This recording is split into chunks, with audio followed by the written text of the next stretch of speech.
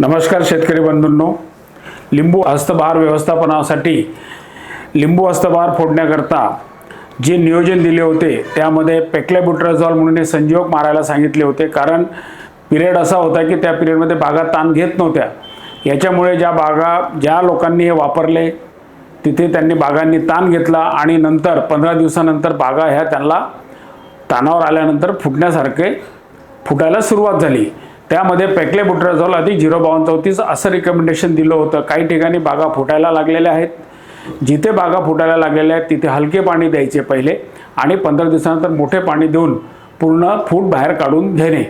या फुटीवरती मुख्यतः citrus सिलाचा attack होतो। त्याच्याकरता रियान्स अधिक सरेंडर याची फवारणी करावी। रियान्स 20 मिली, सरेंडर 25 मिली प्रतिपंप प्रमाणे। तसेच त्यामध्ये खताचं व्यवस्थापन करणं हा एक गरजेचं आहे। त्या खतामध्ये आपण 10-26-26 500 ते 700 ग्रॅम अधिक रायझर 100 अधिक NPK बूस्ट DX 20 ग्रॅम प्रति झाड द्यावे।